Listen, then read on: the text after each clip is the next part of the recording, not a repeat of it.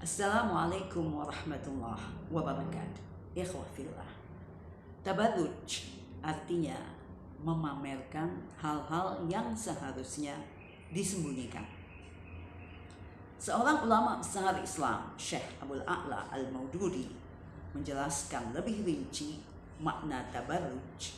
Yang pertama adalah memamerkan keindahan dan lekuk-lekuk tubuh.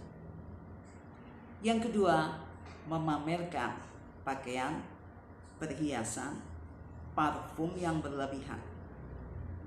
Yang ketiga, memamerkan atau menampakkan kelincahan, kegenitan, khususnya bagi wanita. Allah Subhanahu wa Ta'ala berfirman dalam Al-Quran, surat Al-Ahzab ayat 33. A'udzu billahi minasyaitonir rajim. Wa qarna fi buyutikunna wa la tabarrujna tabarrujal jahiliyatil ula ila akhir ayat. Berdiamlah kalian, wahai para wanita, di rumah dan jangan bertabarruj, menampilkan penampilan seperti halnya penampilan orang-orang jahiliyah. Sadaqallahul adzim. Pada ayat ini Allah menjelaskan dua hal kepada kita, yaitu memerintahkan kepada kaum wanita agar berdiam di rumah, melakukan aktivitas di rumah, bukan hanya mengurus rumah tangga, bukan hanya mengurus keluarga, akan tetapi Islam juga membolehkan wanita di rumah melakukan aktivitas ekonomi yang bisa menghasilkan uang, seperti home industry dan lain sebagainya. Akan tetapi pada saat sekarang justru kebalikan. Faktanya banyak wanita yang lebih suka keluar rumah, berkarir di luar rumah, dan sebaliknya banyak kaum pria yang lebih suka berdiam di rumah, apakah itu untuk santai ataupun melakukan aktivitas usaha.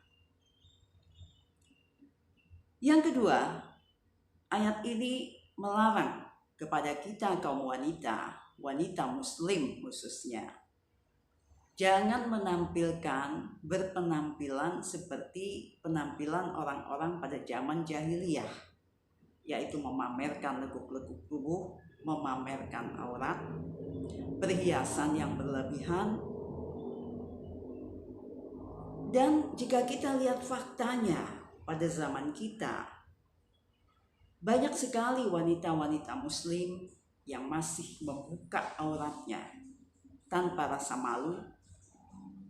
Contoh, mereka menjadi bintang-bintang iklan misalnya dengan menggunakan mini, you can see, bahkan bikini.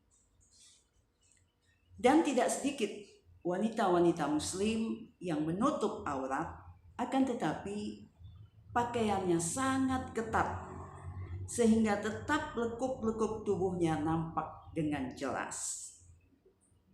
Padahal Allah Subhanahu wa Ta'ala sudah menjelaskan dalam surat An-Nur ayat 31 agar supaya wanita muslim menutup aurat, menutup dada dan berpakaian longgar dan menampakkan auratnya hanya pada orang-orang tertentu. Bisa kita simak nanti masing-masing, kita buka di rumah surat An-Nur ayat 31. Betapa rincinya Allah menjelaskan semua itu di ayat tersebut. Dan lebih jauh dari itu, hendaknya wanita muslim tidak hanya menutup aurat, akan tetapi juga sebaiknya dilengkapi dengan memahami etika pergaulan dalam Islam.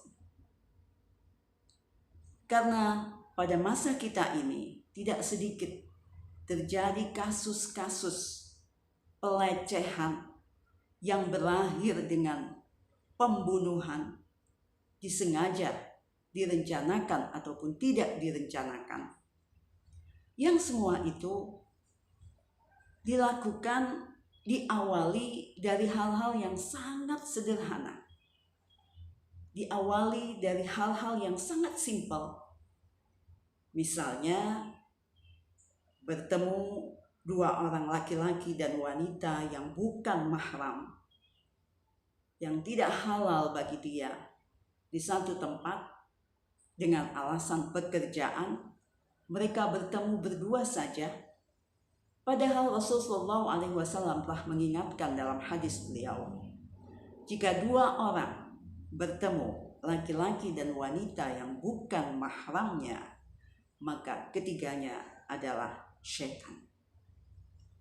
Sehingga dari hal yang sangat sederhana bisa mengundang atau mengakibatkan kepada fitnah dan kejahatan yang besar.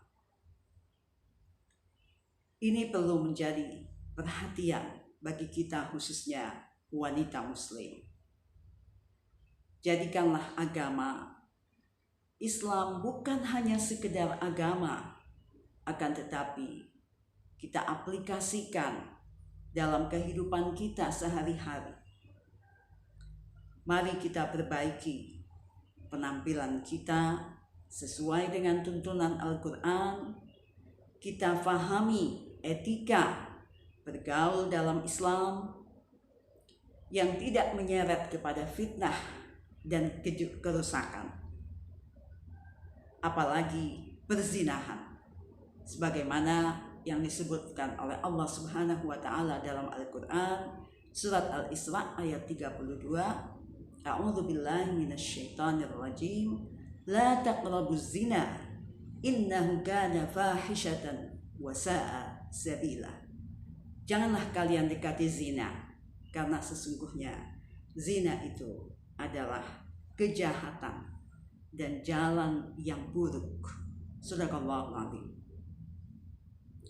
Para ulama menafsirkan ayat ini lebih luas. Pengertian zina yang umumnya kita pahami adalah hubungan intim.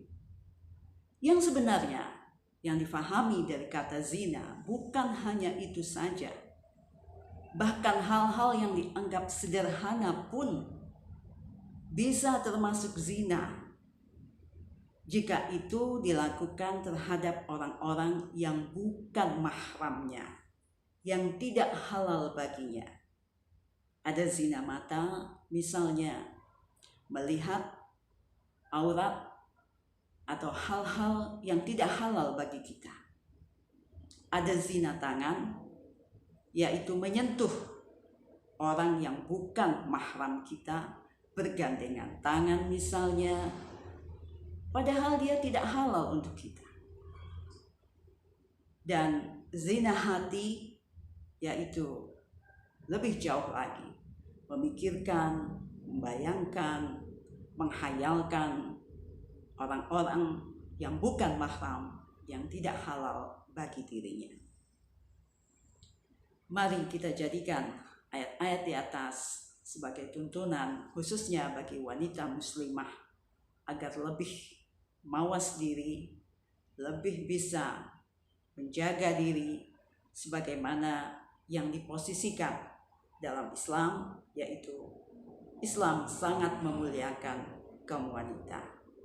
Semoga kita bisa mengaplikasikannya dalam kehidupan kita sehari-hari.